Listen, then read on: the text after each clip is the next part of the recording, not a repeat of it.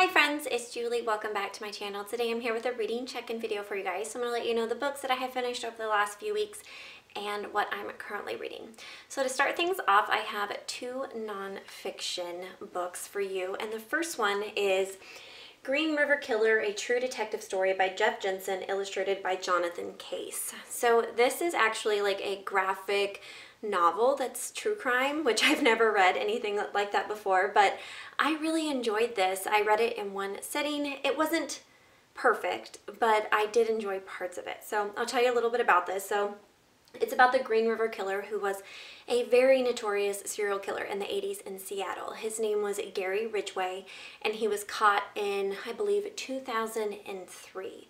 And when they caught him, they had connected between like 47 or 48 murders to him. He murdered women of all different ages. But when they actually interviewed him, he said that he thought he'd killed upwards between 90 and 100 women, most of which, you know, their bodies were never found. So that's what this story is about. But it doesn't really focus on the actual crimes themselves, like the victims and the crimes, which that's my only real criticism of it. I wish there would have been more of that, just because that's the type of stuff that I'm into.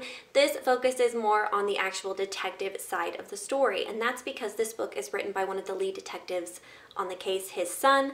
The detective's name was Tom Jensen, and he was on the case the whole entire time, so it spanned like 20 years.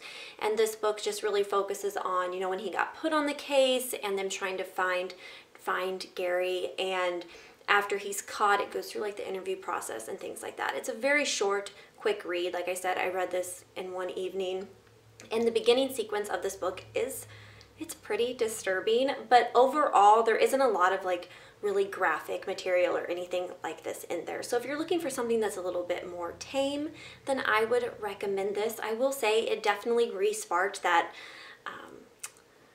love of like true crime for me, so I will definitely be reading some more true crime this year. I used to read a lot of true crime and I haven't read it for years, so that is definitely going to change. And yeah, overall I enjoyed this. I didn't love it, but I would still recommend it if you're looking for a quick read. Then the other nonfiction book I finished was Killers of the Flower Moon by David Grann, and I listened to this mainly on audio, and I would definitely recommend the audio version of this book. There were 3 different narrators for each of the different sections, and I just thought it added so much to the story.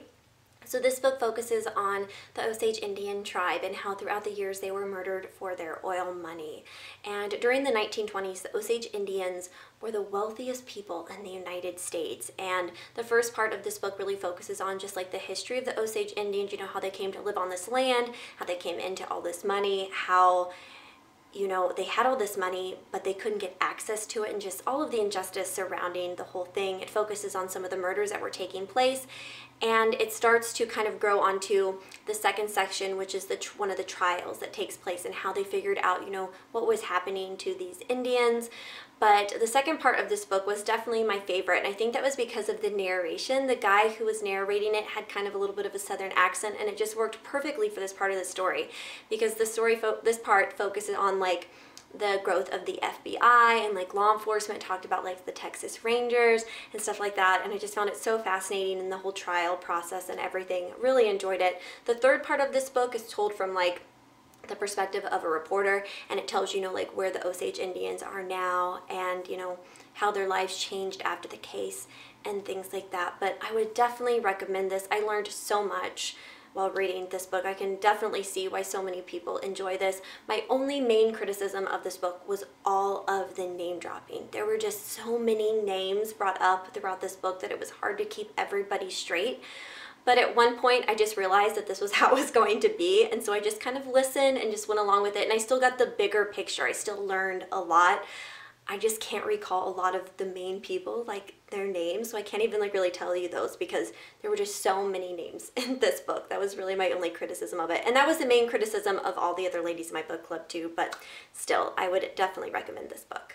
Then the next book I finished was The Roanoke Girls by Amy Engel, and this is a dark family drama with a bit of a mystery thrown into it, and I really enjoyed this. I had some problems with it, but overall I really enjoyed it.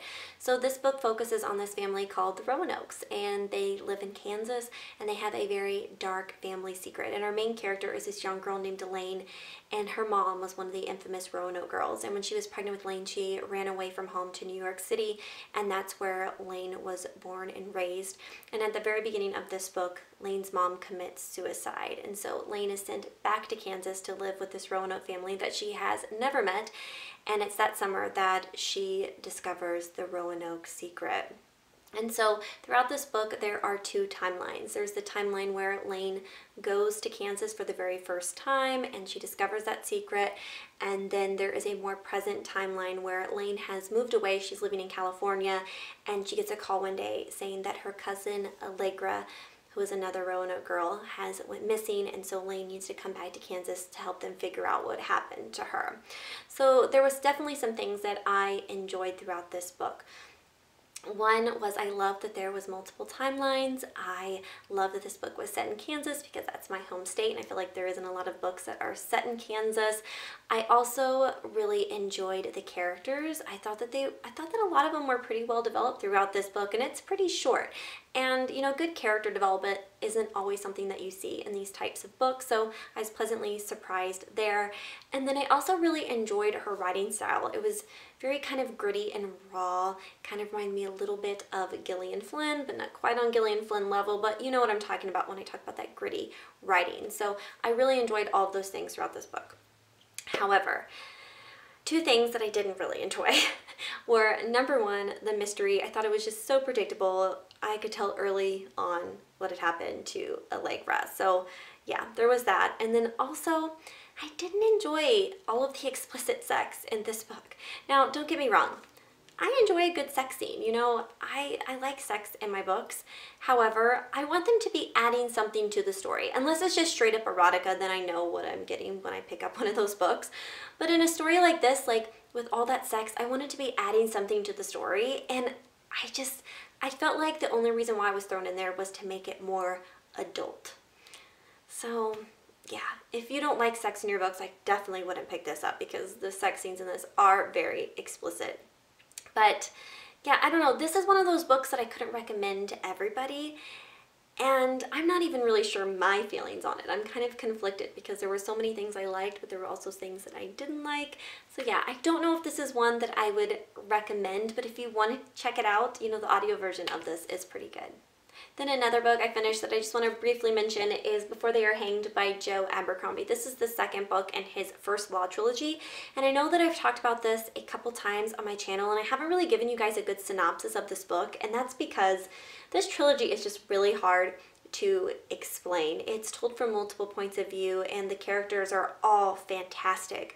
But honestly, there isn't a lot of plot, at least especially in the first book. There's more plot in this one, but it's hard for me to tell you what's going on without giving you spoilers from the first book. You know, you're just following these characters on their journeys, and a lot of their paths intertwine, and all these characters are just so original and fantastic. And Joe Abercrombie's writing is just, oh, it's just great. There's something about it that I just immediately connect with. I love his dialogue and how gritty his writing is. And yeah, I can't say enough good things about this trilogy, but it's just a really hard one for me to explain, but I just absolutely love it. And then the last book that I finished recently is Still Life by Louise Penny. And this is a cozy murder mystery series that is very popular here on BookTube.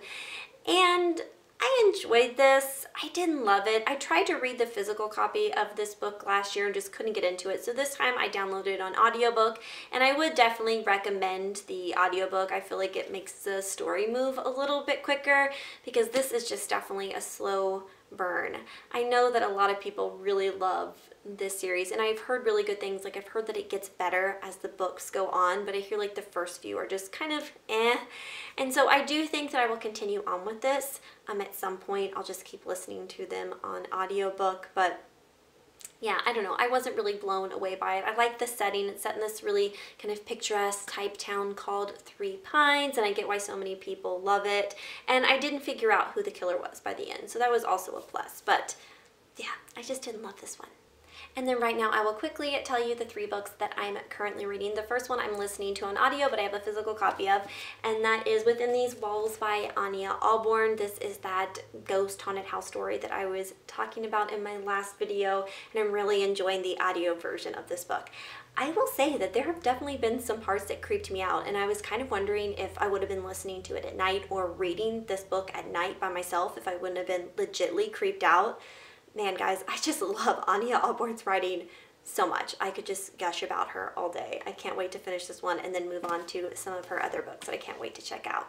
And then the other 2 books that I'm currently reading are White Oleander by Janet Fitch. I only have about 100 pages left in this, I think, and I'm loving this so much. My one thing is I wish I would have picked this up as a teenager, because teenage Julie would have loved this. This probably would have been my favorite book at the time. It's just so beautiful. Like, I love the way that it's written, and even though we're dealing with some really difficult subject matter, I love it and I can't put it down. And it's really interesting because it's not like there's a fast moving plot or anything like that. You know, you're just following this young girl named Astrid as she's passed around from foster home to foster home. But the story just moves very quickly, and yeah, I'm just really enjoying it. And then the other book I'm currently reading is The Cruel Prince by Holly Black. And I'm about, I don't know, 150 pages into this. And so far I'm enjoying it. I've been pleasantly surprised. The writing is pretty good. My only thing is I'm really afraid that it's going down this certain path where there's going to be this trope that I really don't like. So we shall see. I will let you guys know when I finish it. I'm keeping my fingers crossed that I'm wrong. I hope I'm wrong. So many people have really enjoyed this, so yeah, we'll see. But anyways, those are all the books that I have read recently and what I'm currently reading. Please leave me a comment down below and let me know if you've read any of these and what you thought about them. But I think that's it for the day, guys. Thank you so much for watching, and I'll see you all again soon. Happy reading.